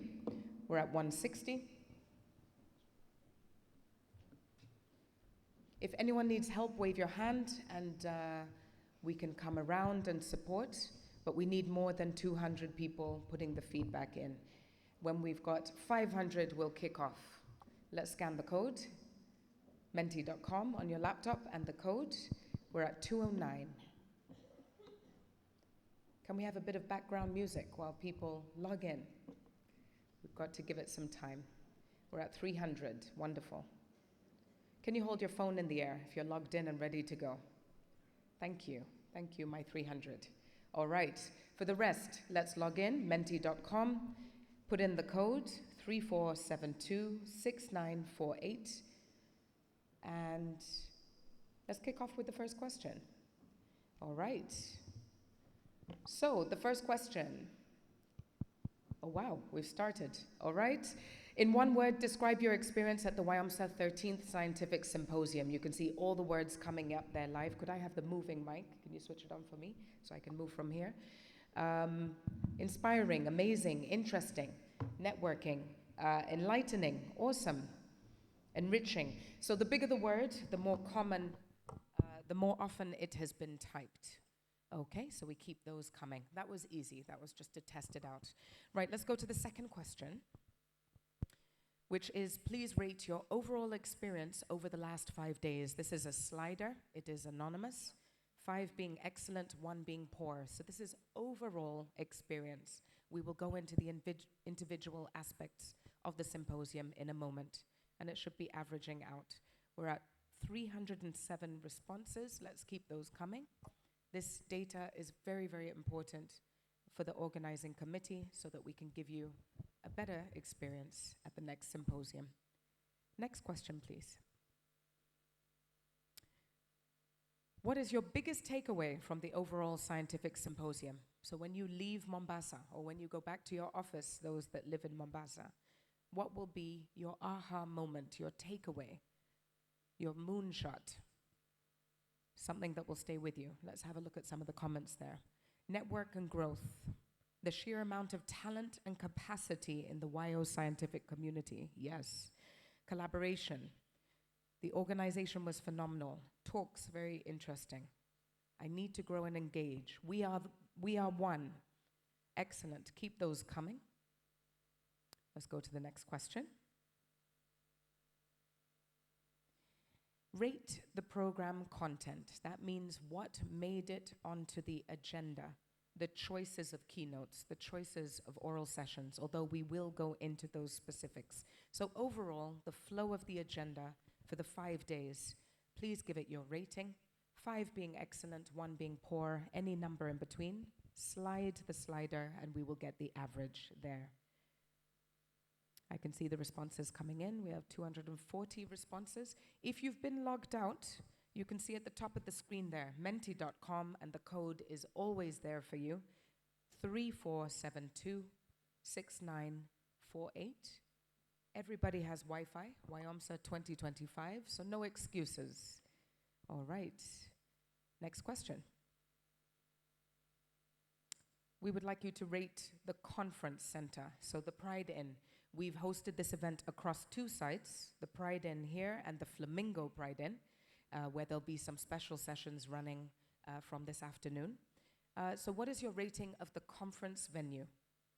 Minus the food. The food is going to be done separately. Conference room. Is it cool enough? Do you have space? Are you able to see the screens? Next question. Please rate the food. Louis said he had a boring breakfast. I believe that's what he said this morning in the dry run. But somebody else said they had a delicious breakfast. I think it was Dr. Stacy. So how would you rate the food? Remember, over 1,000 people being given their tea, coffee, and snacks all at the same time. I've done a lot of events. I think it's been quite good, the logistics, but the quality of the food.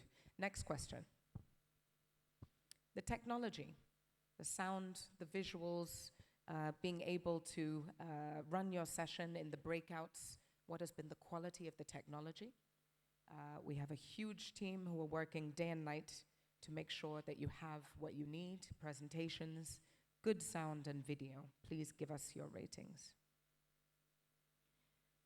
Next question. Please rate the moderation. So this is the plenary sessions. This would be my rating, actually. I should turn around. So please rate the moderation. Thank you. Next question. Please rate the logistics and coordination. This is the transport between venues. This would be the ushers that have been supporting you to find the correct rooms. All those logistics that are needed to marshal 1,300 scientists in the venue. Please bear with us. I know you might find this a little boring, but it's very, very important data that we need, and scientists love data. Next question. Please rate the poster expo. A reminder that today is the last day for you to go and have a look at the posters. So the setup, the way it's been exhibited, and the booths, please give your ratings there. A lot of work has gone into displaying those posters. And remember, you've got to get your sticker and go and vote for your personal favorite poster. Thank you. We've got 360 responses. Oral presentations. So this is the breakout sessions that have been happening in the morning, usually between plenary and the lunch break. So the quality of the content, the setup and the logistics in the room, please give your rating. The topics that were on offer for the oral presentations. Thank you. Next question. If I can take you all the way back to Monday evening, we had our official ministerial cocktail event. We met on the lawn outside. We had food and drinks. We had dignitaries with us, and the principal secretary joined us as our chief guest. Can you give the official ministerial cocktail event a rating? Do not rate the PS, rate the event, sorry. What is your rating of the event? Thank you. We're at 360 responses. Please keep the ratings coming in. Next question. Please rate the entertainment. We had the choir, the children's choir from the Aga Khan and Wema Center on Monday. We've had traditional dancers that welcomed you on Monday. They were at the cocktail and they were all over the premises. Please rate the entertainment. You also had a DJ as well on the first day. DJ Arthur, I believe I missed that part. No, there was an actual DJ. Next question. I think we're almost there. Please rate your registration experience. So when you arrived at the venue and you had to go and get your badge, and you got that beautiful bag and coffee mug. What was your experience of registration? Thank you. Next question. Please rate the mini symposia that have been taking place in the afternoon. So think about the content, the nature of the conversations that were happening in the mini symposia over the last 3 days. Thank you. And this is our favorite part, your suggestions for how the organizing committee can improve, cool ideas you have that we could consider next time, the Secretariat can consider next time. Any comments, any feedback, good, bad, ugly, we want it all. Please type it in there. It's anonymous, but it will help the Secretariat to review and improve for future. I won't read out all the comments. We will take that to a closed session offline. And do we have one last question? Are you excited about the 14th Scientific Symposium? Yes, absolutely. Can't wait. So thank you very much for your excitement about the 14th. Can you stand up if you know for sure, if you are fit and well, that you will be attending the 14th Scientific Symposium? Can we stand up? Without a shadow of a doubt, I'm going to be there. Round of applause to the organizing committee and the Secretariat, once again, to the board for the guidance. A lot of work has gone into setting up the symposium. And thank you all for humoring me with filling in the survey. If I had given you the QR code, you wouldn't have filled it in. So I'm glad we've got our data. Have a seat. Now, just 2 last parts. Dr. Sheena talked to us about deep sea exploration. We've got a wonderful video that we want to show you, a short video from ECOP's Ocean X. This is a video that's directed and produced by Frank Mirobo. So I'm not going to say much, except that it's about a 23-day expedition in the deep sea and the importance of deep sea research. So can we roll Frank's video?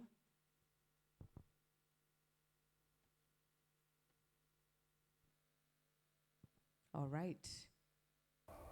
The ocean, deep, strong, daring, so much unknown, diverse forms of life, hidden from our eyes. How do we uncover its depths? Raging volcanoes, turbulent waters. What hidden mysteries in it could change human civilization? What can data reveal to us? It begins with scientists, valiant men and women who risk it all, defying the limits. They sit in the dark, brainstorming, planning, stretching their minds. About this magnificent beauty, Ocean Explorer, they are about to explore the Southern Atlantic, one of the most understudied regions of the global ocean. 18 days, 3,665 nautical miles, Walvis Bay, Namibia to Mindelo, Cabo Verde. Deploying equipments, our sonar system, mapping the seabed continuously, city deep profilers, measuring conductivity, temperature, and depth, daily net tows that retrieve plankton species. Whether it is NASA measuring biooptical properties to validate the new PACE ocean color satellite, or our human eyes observing megafauna, these beautiful guardians of the ocean, we are all in this together, bound by our passion and commitment to preserve this system that is critical for our existence. We will tell our stories, testaments of our bravery and courage, doing the science we need for the ocean we want. And when new frontiers appear like insurmountable mountains, we will say to each other, go for it.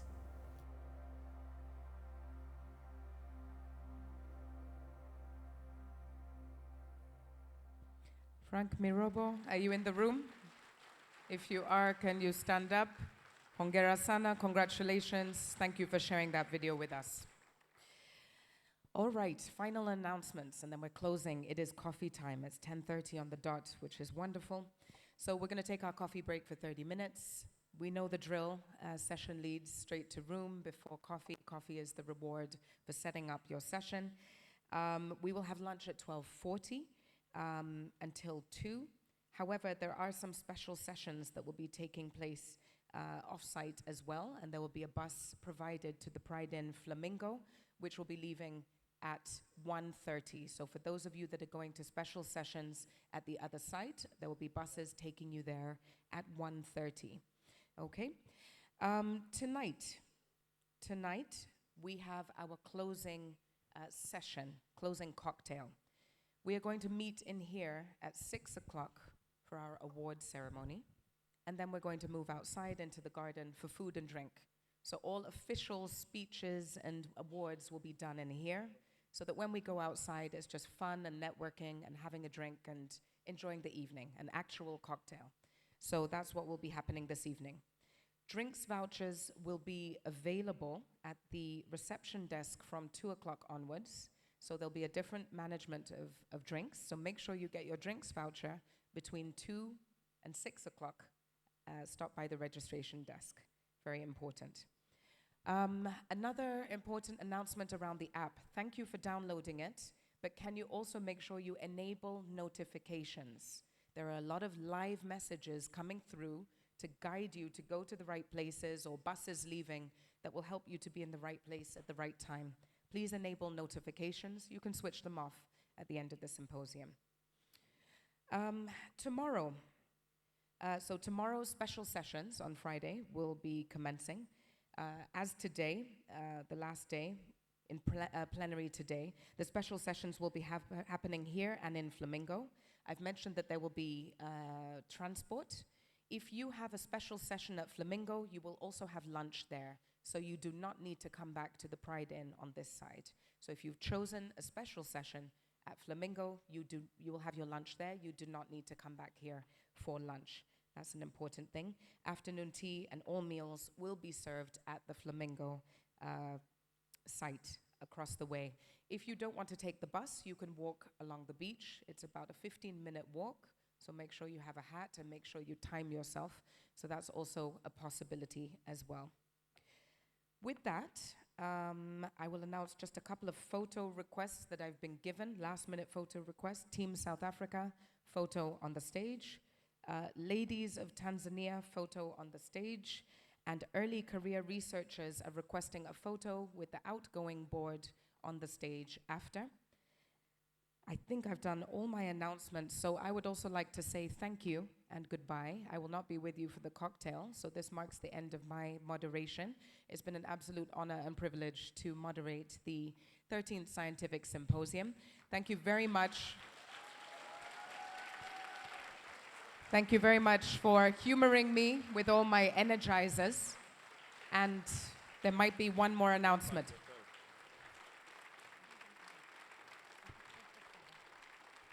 Thank you very much. God bless. Goodbye. Another big round for Miranda.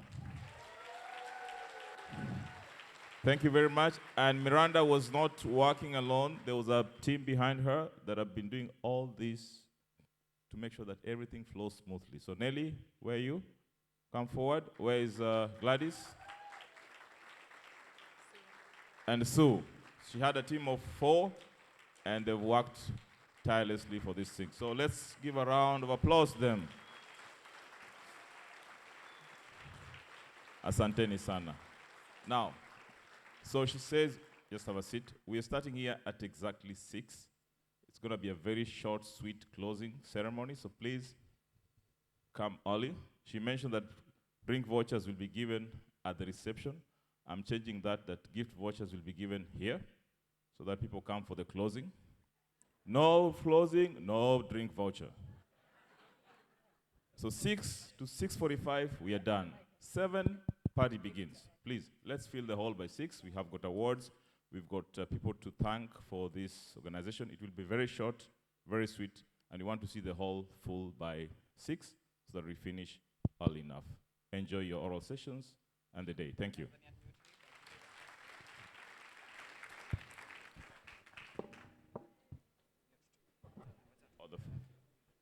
So Team South Africa, let's do the first photo. If we could just get support to move the podium, please. Thank you.